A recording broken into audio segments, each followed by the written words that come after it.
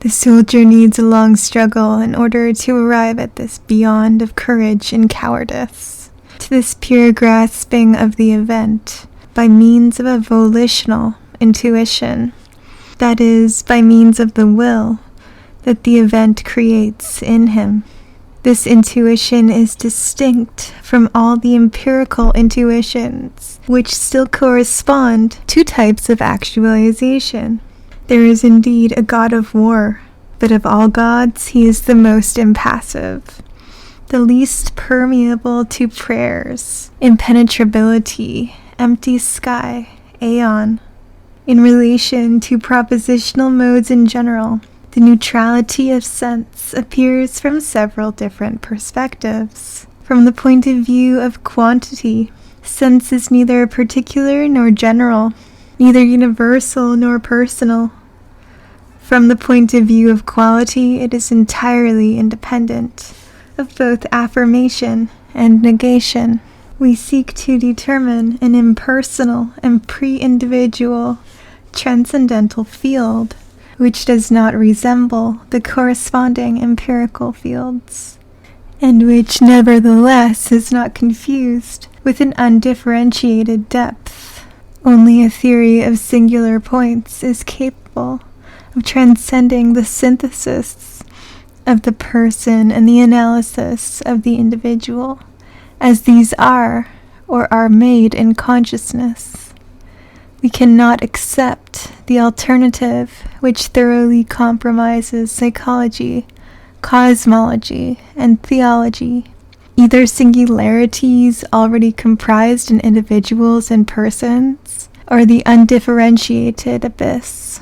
Only when the world, teeming with anonymous and nomadic, impersonal and pre-individual singularities, opens up, do we tread at last on the field of the transcendental. Surface is the locus of sense. Signs remain deprived of sense as long as they do not enter into the surface organization, which assures the resonance of two series. Metaphysics and transcendental philosophy reach an agreement to think about those determinable singularities, only which are already imprisoned inside a supreme self or superior I. Nietzsche explored a world of impersonal and pre-individual singularities, a world he then called Dionysian, or the will to power, a free and unbound energy. These are nomadic singularities which are no longer imprisoned within the fixed individuality of the infinite being, the notorious immutability of God, nor inside the sedentary boundaries of the finite subject, the notorious limits of knowledge. This is something neither individual nor personal, but rather singular. Being not an undifferentiated abyss, it leaps from one singularity to another, casting always the dice belonging to the same cast, always fragmented and formed again in each throw.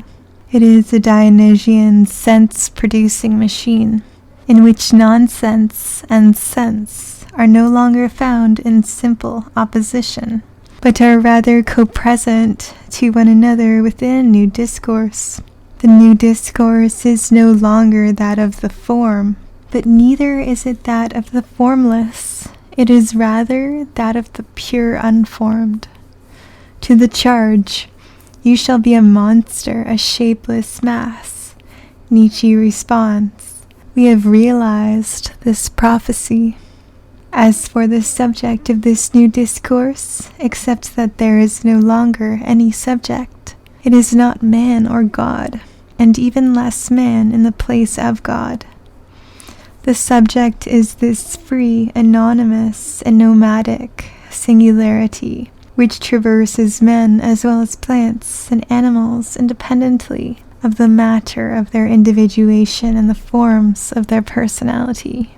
Overman means nothing other than this, the superior type of everything that is. This is a strange discourse which ought to have renewed philosophy, and which finally deals with sense, not as a predicate or a property, but but as an event. The actor is not like a god, but is rather like an anti-god. Contre Dieu. God and actor are opposed in their readings of time. What men grasp as past and future, God lives it in its eternal present. The God is Chronos. The divine present is the circle in its entirety, whereas past and future are dimensions relative to a particular segment of the circle which leaves the rest outside. The actor's present, on the contrary, is the most narrow, the most contracted, the most instantaneous, the most punctual. It is the point on a straight line which divides the line endlessly, and is itself divided into past, future. The actor belongs to the aeon, instead of the most profound, the most fully present. The present which spreads out and comprehends the future and the past. An unlimited past-future rises up, here reflected, in an empty present which has no more thickness than a mirror. The actor actualizes the event, but in a way which is entirely different from the actualization of the event in the depth of things. Or rather, the actor redoubles this cosmic or physical actualization in his own way, which is singularly superficial, but because of it more distinct, trenchant, and pure. Thus the actor delimits the original, disengages from it an abstract line, and keeps from the event only its contour and its splendor, becoming thereby the actor of one's own events. A counter-actualization. Humor is inseparable from a selective force in that which occurs an accident. It selects the pure event. Why is every event a kind of plague, war, wound, or death? Is this simply to say that there are more unfortunate than fortunate events? No, this is not the case, since the question here is about the double structure of every event. With every event, there is indeed the present moment of its actualization, the moment in which the event is embodied in a state of affairs, an individual or a person, the moment we designate by saying, here, the moment has come. How different this they is from that which we encounter in everyday banality. It is the they of impersonal and pre-individual singularities, the they of the pure event wherein it dies in the same way that it reigns. The splendor of the they is the splendor of the event itself, or of the fourth person. This is why there are no private or collective events, no more than there are individuals and universals, particularities and generalities. Everything is singular, and thus both collective and private, particular and general, neither individual nor universal. Which war, for example, is not a private affair. There is a good deal of ignominy in saying that war concerns everybody, for this is not true. It does not concern those who use it or those who serve it, creatures of ressentiment. And there is as much ignominy in saying that everyone has his or own war or particular wound, for this is not true of those who scratch at their sores, the creatures of bitterness and ressentiment.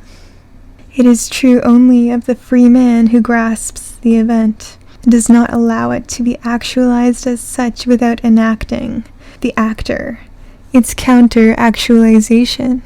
Only the free man, therefore, can comprehend all violence in a single act of violence, and every mortal event in a single event, which no longer makes room for the accident, and which denounces and removes the power of ressentiment within the individual as well as the power of oppression within society. Only by spreading ressentiment the tyrant forms allies, namely slaves and servants. The revolutionary alone is free from ressentiment, by means of which one always participates in and profits by an oppressive order. All forms of violence and oppression gather together in this single event, which denounces all by denouncing one. It is at this mobile and precise point where all events gather together in one that transmutation happens. This is the point at which death turns against death, where dying is the negation of death, and the impersonality of dying no longer indicates only the moment when I disappear outside of myself, but rather the moment when death loses itself in itself, and also the figure which the most singular life takes on in order to substitute itself for me.